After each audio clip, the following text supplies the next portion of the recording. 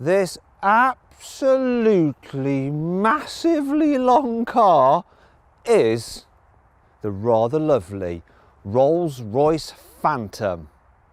Apparently this is the finest motor vehicle ever created. To find out if that's true, in this video I'm going to talk you around the exterior design like a harp, show you inside, occasionally you see a shooting star as well, see how luxurious it is,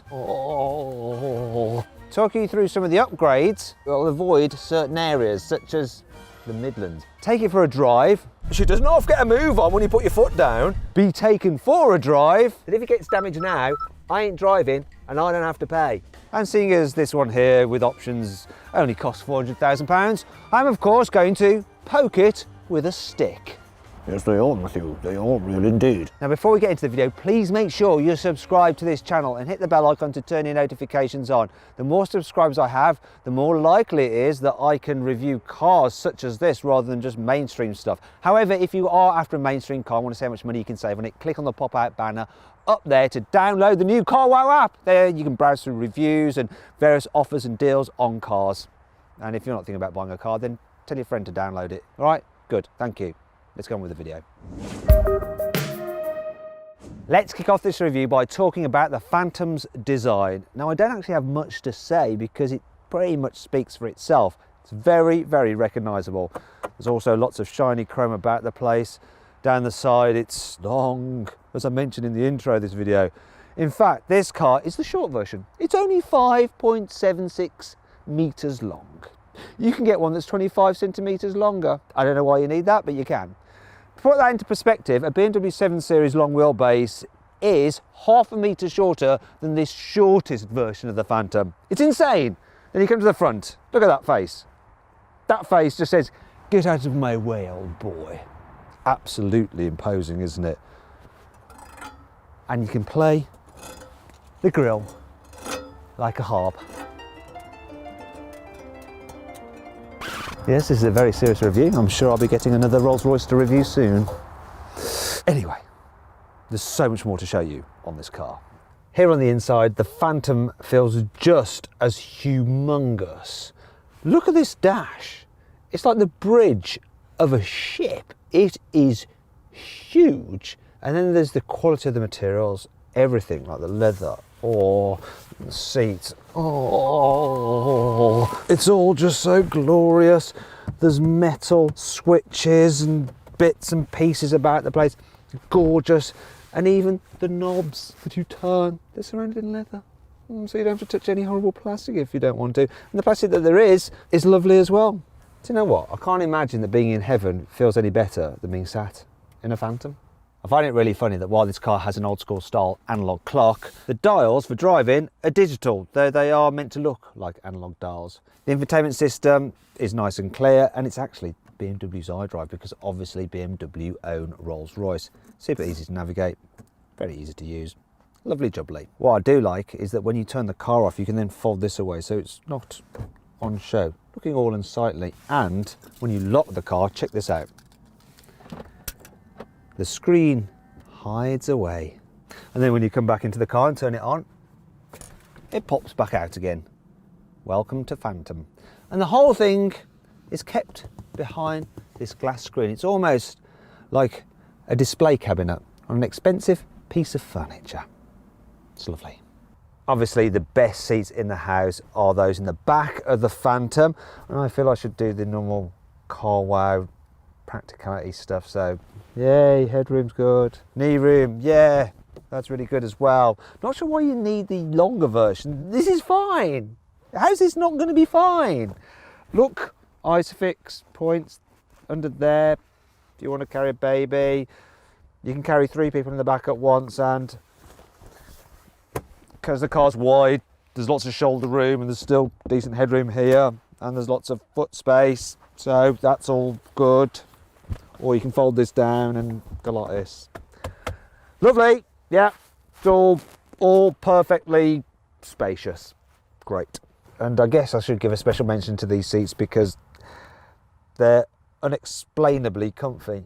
I don't know what is special about them, but I haven't sat in seats that are as comfy as these. Not anywhere, not just a car, just anywhere. It's amazing. Anyway, let's carry on. Check out the boot.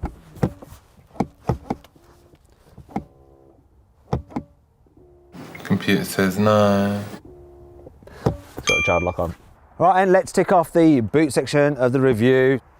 Yes, this may be a saloon, but look at the size of that opening. It is huge. There is a bit of a boot lip though to lift things over, but it doesn't matter because it's an opportunity for Rolls-Royce to put this lovely bit of shiny metal there, which just looks gorgeous. The carpeting in the boot actually is better than the carpets in my house.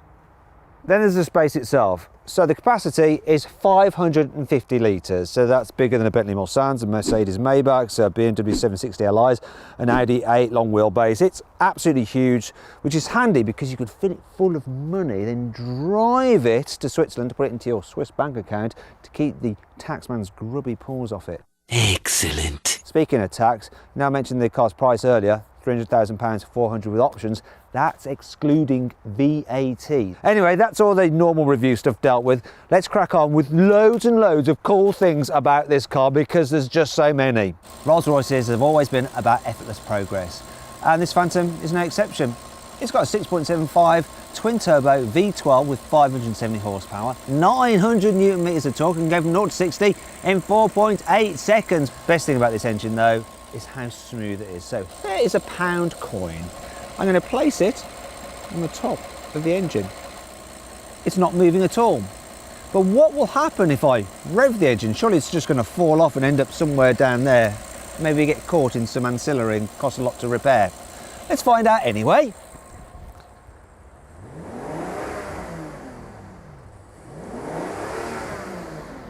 Is it still there? Is it still there?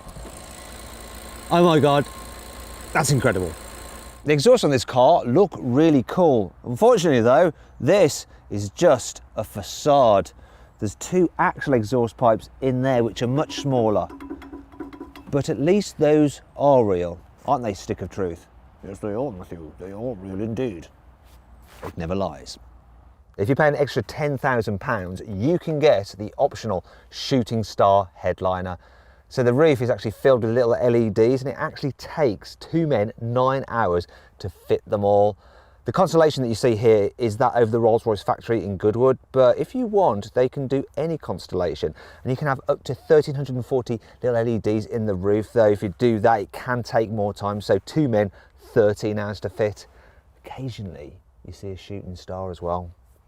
I'm going to be lucky. I'm going to be lucky. Come on, Shooting Star. No. Sorry, it does do it though.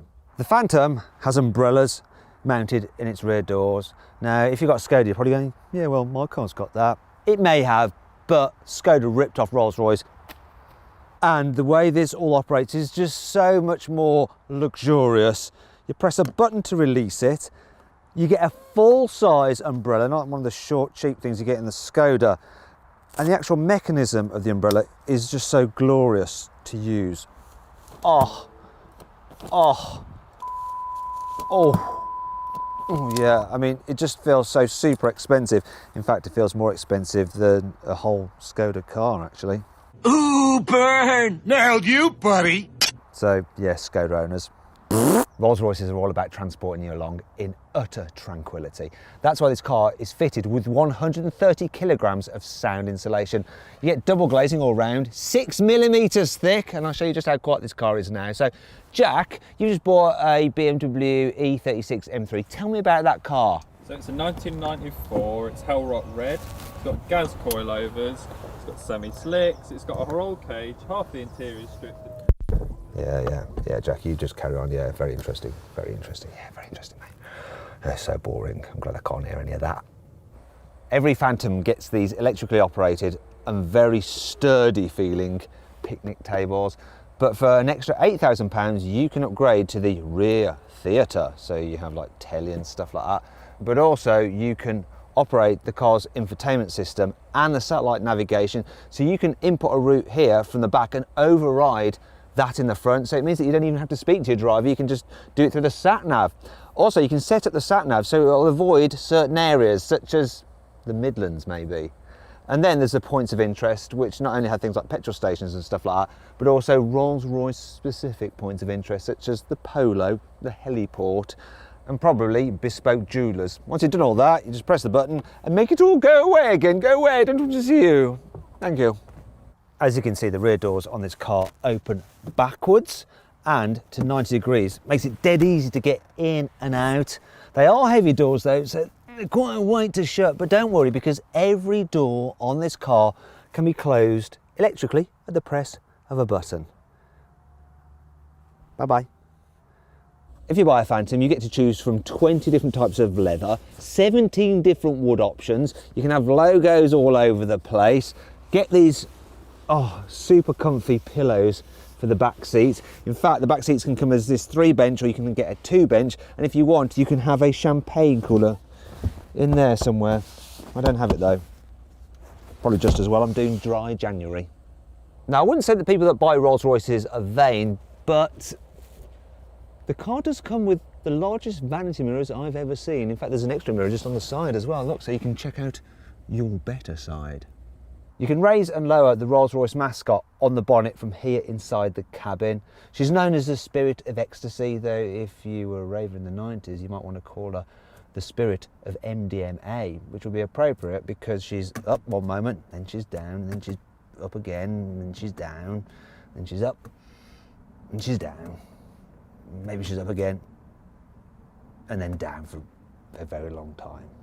The Phantom gets self-leveling air suspension as standard, and you can raise and lower it between 3 different settings. So I'm going to put it in the lower setting so it looks a bit more slammed and cooler. Also, the car has something called Flag Bearer, and it uses 2 cameras in the windscreen which read the road ahead and can spot bumps, and it will slacken or stiffen up the suspension as needs be to improve comfort. The car also gets rear wheel steering to make it a little bit more manoeuvrable considering how long it is. Then there's active anti-roll bars to stop it leaning and wallowing about through the bends. There is luxury everywhere you look in this car. Check out the standard floor mats. Look at that. It's like I'm actually stroking a sheep. Then there's aluminium everywhere. Look, even for the foot vents, the seat slider, the weight of these solid air vents is incredible. Even the speaker for the Bluetooth in the front is made out of aluminium. There's so many interesting and bespoke little features on this car. For instance, the switch for the headlights is very unusual, as is the joystick to control the mirrors. Then there's the climate control, so you slide these dials, whether you want it cooler or hotter. There's no actual temperature setting, you just do it by how you feel. Then there's the actual rev counter. It doesn't have revs, it has power reserve, and it sort of works in reverse. How very Rolls. The centre hubcaps for the wheels remain upright, which is very pleasing for my OCD. Though if you want these particular wheels, they're 22 inches, they're an extra £6,500. If you've been out late visiting your mistress or toy boy and you need to get back without being noticed, then you can turn off the headlights and use the night vision camera to sneak back up your driveway without being caught. Wherever you see an image of a car within the Phantom, it's always of a Phantom. So these buttons down here, this button here, it's the Phantom from above. On the infotainment screen, it's always a Phantom. But you can just look throughout it and you will always find a Phantom. And with the 360-degree reversing camera, you also get a Phantom. And it's the same colour as the car you're actually driving. Though they haven't gone the whole hog because this is a two-tone car with the orange pinstripe and I can't see them on that. Yes, I think I'm going to have to send this car back. You can see there's loads of stainless steel fitted to the exterior of the Phantom, but this is one single piece. Look at it, all the way to here, and that is the largest seamless bit of stainless steel fitted to any motor car. Rolls-Royce clearly knows its customer base because under here you have a cigarette lighter and an ashtray. You can also get the car with curtains for all the rear windows so scumbags can't look in at you. Of course, you get things like heated and ventilated seats, a massage function, and even a footrest that rises up out the floor so you can put your feet up while you're chuffing on your big Cuban cigar. One of the great things about Rolls-Royce is that it's pretty much infinitely customizable. You could choose a color and take it to Rolls-Royce and they will mix that up into a paint and put it on your car if you want. However, if you don't want to do that, they have 44,000 of their own colours to choose from. This gunmetal is one of them and it'll cost you £7,000. But if you want the two-tone effect like this, that's an extra £17,500. This little pinstripe here, that's £1,300. Not even paint, it's stuck on. It's madness almost. Unless, of course, you're totally loaded, which Rolls-Royce customers are. This car is fitted with the upgraded £7,000 bespoke Rolls-Royce audio. No, it really is bespoke. Look, it says so on there, look, there. Also, the car somehow uses its sill as a subwoofer to help increase the bass within the car. No idea how that works, but if you know, you can bore everyone else in the comments box below. If you find this area of the dash a little bit dull, don't worry. Rolls-Royce can commission an artist to put a piece of artwork behind there. For a cost, of course. Obviously, this is an amazing car with so many cool features. However, I wouldn't be doing my job properly if I didn't find a few slightly annoying things about it. So the first is the economy. Obviously, 17 miles per gallon is pretty poor. Now, if you can afford one of these, you don't really care about fuel prices. The issue is having to stop to fill up if you're driving it yourself. So you have a 100-litre fuel tank, which means you can do about 370 miles till you have to get out of a petrol station and rub shoulders with the general public. And if you are filling it up yourself, look at this. All of a sudden, the car feels very, very cheap, just like any other. That's a horrible fuel filler cap. They should have made it out of myrrh. If you're closing the door electrically on the inside of the car, you have to actually press and hold the button down for it to close fully. Whereas here on the outside of the car, you just press it once and then it does it. Why don't they just do that on the inside as well? It's just like, duh. The attention to detail on this car is incredible, but then there's these weird reflectors on the corners of the car. They look horrendous, like they've just been stolen from someone's bush bike. I don't know why they're there. It's probably due to some weird regulation in the United States. I mean, that's a bit bonkers really, because it's not like you're going to miss a 6-metre long Rolls Royce, are you? The key for the Phantom is rather nice, and as you can see, you can have some leather on it to match the pinstriping or interior highlights of your car if you want to. Now, if this runs out of battery and you need to get into the car, you do have the normal blade key and you put it in there. It's just a shame though, you're never really going to use this and then that's on view the whole time. I'm sure they could have figured a way to cover that up or had it hidden away somewhere. It just looks unsightly and a bit old-fashioned. Well, the door bins in the back are a decent size. Those in the front, not so much. What are you going to do if you're giving your chauffeur the day off? You're going to have to hire someone else to hold your bottle of water while you drive. While you can have up to 64 different colours of interior ambient lighting with a Mercedes, with this Rolls there's only 2, either warm white or cool white. I want more choice. I have searched the interior of this car high and low to find some cheap bits of trim, and there's only 4. It's the indicators, the little lever for the electric steering wheel, the gear selector end, and that for the wipers. Basically all the things that the driver will touch. So is that the owner just trying to keep the driver in his place so he doesn't get above his station? This clock is a £4,000 option. Now, the problem isn't the fact that I'm having to pay for a clock, it's the fact that it's not expensive enough. You can get a upgraded clock in a Bentley Bentayga that costs £120,000. I mean, come on, Rolls-Royce, how am I supposed to get rid of all my billions? This is my first time driving the 8th generation of the Rolls-Royce Phantom. The steering, look at this. Oh, I can control it with my forefinger and thumb. In fact, I could probably do it with my little finger, look, there we go.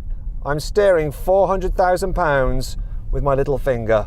One thing you really notice about this car is just how smooth it is. This road is awful actually. When you drive up it in normal cars, it's just so bouncy.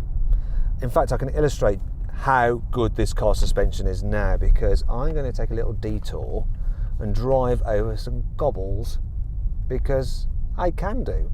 So here comes some cobbles. This should be bad, but no, it just soaks it up. Lovely. I think I'm going to go do it again because it was just so amazing. Come on, cobbles, do your worst. Oh, here we go, more cobbles. Nah, hardly felt them. It's as though my entire body has been injected with Novocaine. everything's just numb. Now, driving purists might be thinking, oh, numb, I like to feel driving. But that is not supposed to be the case with the Rolls-Royce. It's supposed to be effortless, it's supposed to be relaxing, it's supposed to be smooth, and indeed, it very much is so in this car. One thing that is a little bit worrying though is when you have to cut across the road like that, because you've got about 4 meters of car still behind you, so if someone comes whizzing around a corner, you could be in some trouble. Well, they could, and their insurance company, because if they hit this, their premiums are certainly going to go up. Then there's pulling out of junctions such as this, which is just like scary. Oh God! But thankfully, there's plenty of power. Ooh! Oh, she does not get a move on when you put your foot down. It's not like a Bentley the way it wallops you. Something like a Bentley Flying Spur is just like a drag racer off the line. In fact, if you want to see my full in-depth video review of that car, click on the pop-out banner up there. Oh no, the Rolls-Royce, what it does, it moves away quite smoothly and steadily, and then it builds its pace more as a surge rather than a wallop in the back. It is, without doubt, fast though, when you need it to be. And when you don't, it's just great for cruising around. Can you hear that? It's not much noise, is there? The tyres on this car are actually filled with foam to help absorb road noise, so it doesn't intrude into the cabin. And then you can just waft along in perfect tranquility, just looking at that pretty lady just on your bonnet. Oh, it's almost like you're flying like her actually, just gliding above the road surface. Relaxing. This gearbox helps. 8 speeds.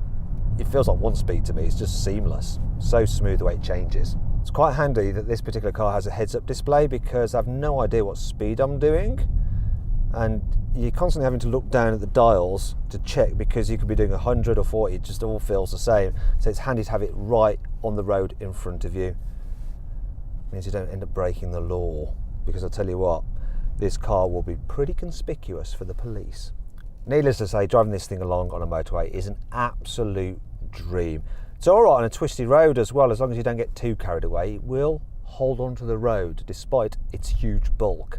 In town, it's a little bit of a mixed experience. So, mini roundabouts, you can just go over them as if they're not there. Same with speed humps. In fact, I really didn't notice that at all.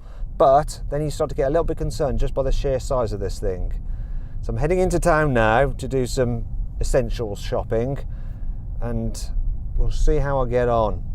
Right, where do I need to go? Is it this way? Is it this way? No, I'm going round and round. Now this could be a lot worse if I didn't have that rear wheel steering. I can just about circumnavigate this. Oh, got away with that. Quite surprised it did that. Thought I'd have to do a 3-point turn. Here's the Co-op. I don't know how many Rolls-Royce owners shop at the Co-op. Oh, look at that, but people wait for you. Look, yes, thank you. Yes, thanks. Oh, bugger. I think I'll just leave this here. I'm in a Rolls-Royce after all. Maybe I can get someone else to move it for me. I think the person over there is getting a bit annoyed. Oh well. Oh, and he wants to get out as well. Ooh. I'm going to let someone else take over for a bit because I want to try it in the back seats. Haha. Excuse me everyone, sorry. Sorry people. I'm in a Rolls Royce. Driver, can you get me out of here please? I'm starting to feel really stupid. It's actually a good opportunity to try this car out and see what it's like from the back seats. Also, it's always better to let someone else do the tricky manoeuvre in a car that's almost 6 meters long, because this is a little bit frightening. Also means that if it gets damaged now, I ain't driving and I don't have to pay. Someone else does. Oh, and chauffeur, don't expect me to help because, you know, you're supposed to be qualified to do this sort of thing. Take us back. Let's get away from the Co-op and go somewhere nicer. Somewhere like Waitrose maybe. Oh, this is better actually. It's quite a pleasant car to drive, but this is what the Phantom is all about. It's about being sat in the back seats and someone chauffeuring you to wherever it is you need to be. Now, sometimes when you're in the back of cars, you really feel the bumps a lot more, but obviously this has been engineered so that you don't, so that rear passengers are just as cosseted as those in the front. And over the bumps and potholes that you find in your typical British downs, such as this, you don't feel them hardly. Just a slight shimmy and shake, almost like a huge ship just on a slightly ripply sea. So then, what's my final verdict on the Rolls-Royce Phantom? Is it crap? Is it all right? Is it good? Or is it quite simply the finest motor car ever made? Well, I think it's quite simply the finest motor car ever made. Toodle pip! Hit the bell icon to turn...